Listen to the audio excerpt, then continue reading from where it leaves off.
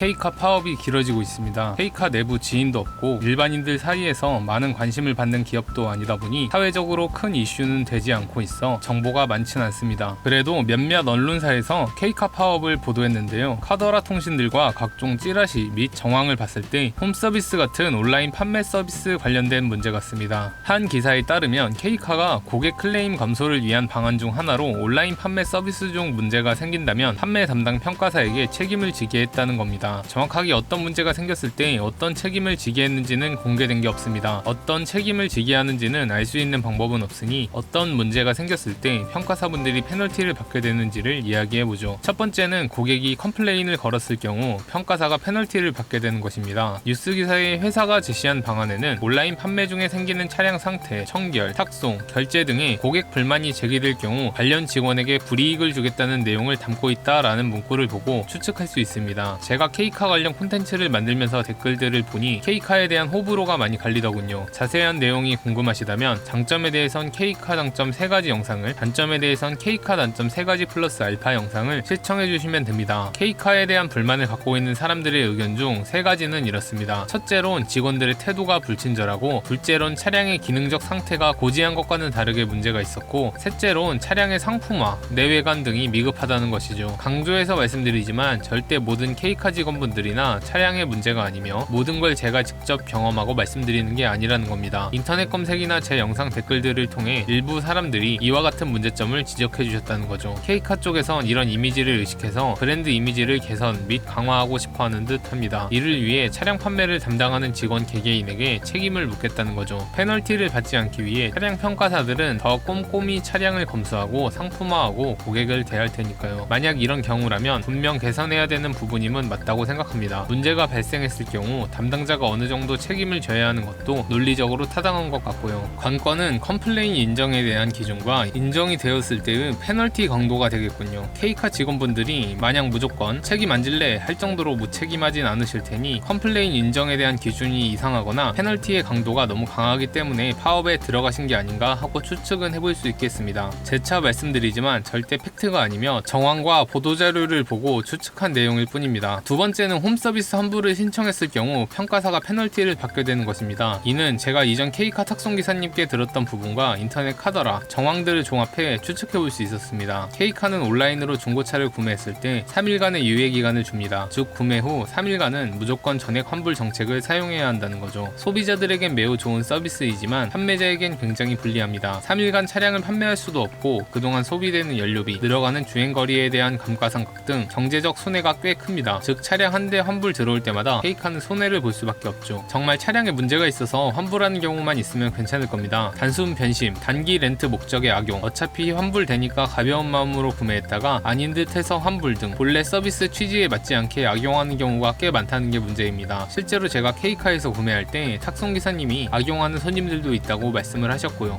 3일간 있지 않습니까? 네. 기업한테는 엄청 데미지예요. 왜냐면은 그쵸. 이거 악용해서 렌트카에서 없지만 렌트카에서 렌트를 하게 되면은 이거 하루에 최소 못 줘도 한 15만원에서 20만원 줘야 돼요. 그니까요. 그럼 60만이죠? 우리 올라올 때 렌트비 줬지요? 네. 3일 쓴다고 생각하면은 렌트비가 싼 거예요. 그냥. 그쵸. 이게 근데 그렇게 악용한 사람이 있어요. 진짜요? 우리 그런 사람이 있어요? 고객 블랙리스트에 보면은 네. 그 사람은 수입차만 자꾸 있잖아요. 불러와가지고 한 사람이 있어요. 진짜 쓰레기다.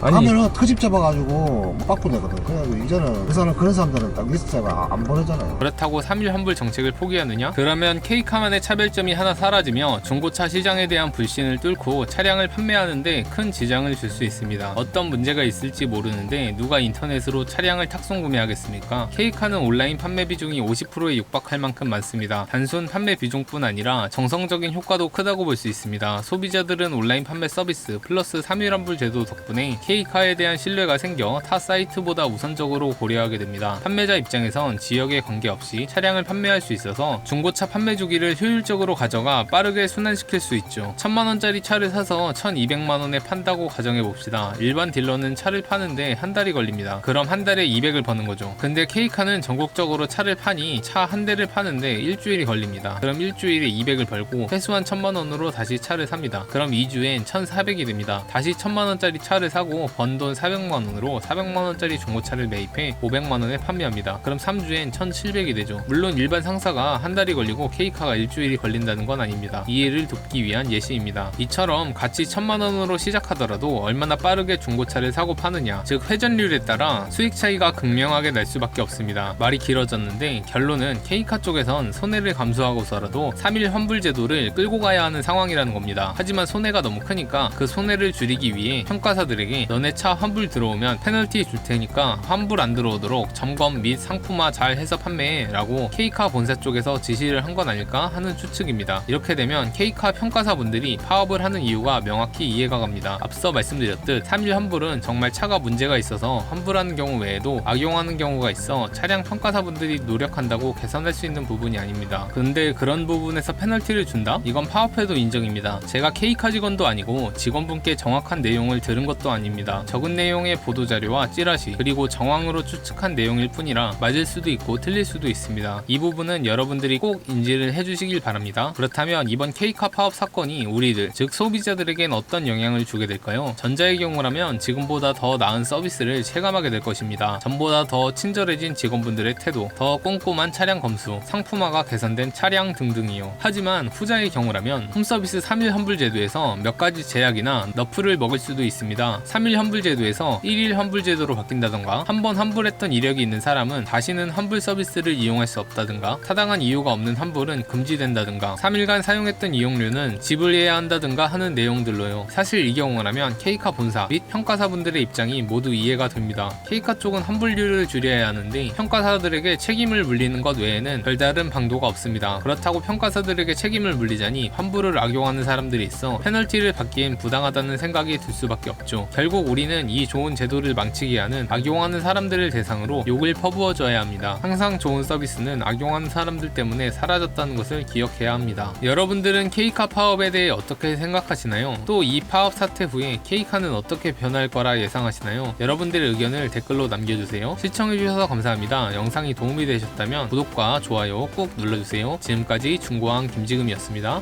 사회 초년생들에게 가장 무난한 차인 아반떼를 기준으로 두 사이트의 가격 차이를 비교해보려 합니다. 여러분들이 보기 편하도록 차량 가격 리스트를 제가 선별해 놓았습니다.